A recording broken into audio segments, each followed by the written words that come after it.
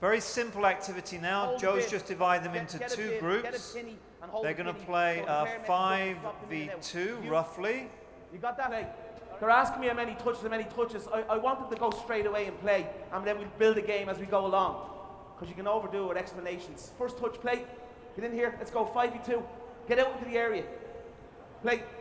Now, again, from a coaching dynamic perspective, first of all, the organization is very, very quick. We've deliberately provided one of the simplest exercises there is to show you here. What? Because anywhere, but keep it tight though. Anywhere, but stay in front of the audience.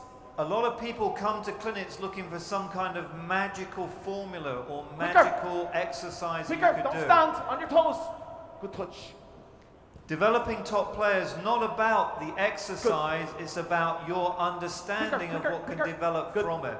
So this is a classic 5 versus 2. He has them doing 2 touch, I believe. Come on, fix it. Play. And what we'd like you to watch is the way they maneuver the ball around. Just 2 touch, play. 15, 20 seconds. 2 touch. Or 1. 2 or 1.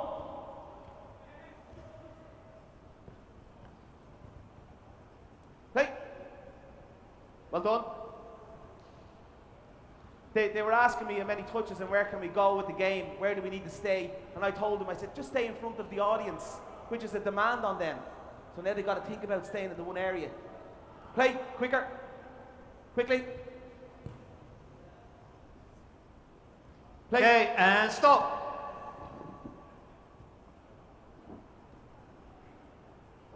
Okay, the main thing that we're seeing here, which is a real difference, this is actually a talented team. Joe and I haven't worked with this group before, but you can see they've been well trained, they've obviously done a tremendous amount of technical work.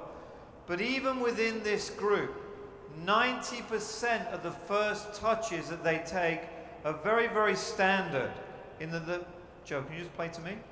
The ball's coming towards them, they're tending to open their leg up by turning their knee and stopping the ball in front of them, assessing the situation, and then deciding where the next pass is going to go. Just play back to me. And this is what 90% of good, solid players do. The difference is this: an elite player will very smoothly and in very, very quick motion not just open their knee out, they'll open from the hip. So as the ball is arriving, a little bit difficult with this microphone, but they'll open from the hip so that they've got the whole range of motion available to them. And they can still be incredibly deceptive. As soon as you just open from your knee and stop the ball, you're stuck. Now you've got to maneuver the whole of your body to put the ball wherever you want it to go. Let's play again to me. If you just maneuver your hip, it's an easy movement. Play back to here. It's an easy movement to play it across. Play back to me. Or you can move this way but still play it back in another direction. So what we want you to do now, fellas, is not to just stop or play the ball in front of you. Every time, open your hip out and try and maneuver the ball to one side or another. Move it back through. Off we go. Don't stop it in front of you. Don't stop it. And you can see they've been doing this for so long, it's going to be a tough habit to break. But that's a significant difference between a good player and a great player. Move your hip, open your hip up. That's better. But let the ball flow.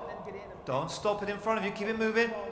Well done. Change around quickly. Just throw him the bib and go. And we still want to encourage the speed of play. Don't stop it. Keep it moving. Move your hip. Keep your head up so you can see through the middle. 2 touch. Ready? 2 touch. Ready? Play. Better. Don't close your ankles down. Open your hip up. Open up. Good. Quicker. Quicker. Don't stop it. You killed yourself. Let's try and make sure we've got soccer balls always available. Ready? Here we go. Ready? Play. Again, try and draw the player in. 2 touch. Not bad. Squeeze the circle in though. Good. So they're under a little bit of pressure because they're in front of you, and we're forcing them to do a little bit extra. Swap in, you guys. Just bring the circle in a little bit. We want to keep it as tight as possible. And hold it right there. Okay, keeper, come on in. Give the keeper a chance to get in. One of you guys get Good. in. And stop. So watch this group here. Just play me the ball. We'll have a The look at this. second distinction from an elite player compared to a good player is this. An elite player, just play the ball towards me, will be working with his teammate to draw these players in as much as possible. Just come in and just stay there. So as the ball comes across, we want this player to get as close as possible before we play the next pass. At the moment, play to me. They're tending to play the ball without any relation to the pace of the pass or the distance of the opposition. So what we want to get across to them now, and if you ever watch a professional team do this, is very, very evident. They absolutely love to tease each other, to make the whole thing as close and as tight and as difficult as possible. Whereas these players are tending to move away to make it easier. Elite players will move closer, they'll slow passes down and they'll speed them up, and they'll be deceptive to try and fool people.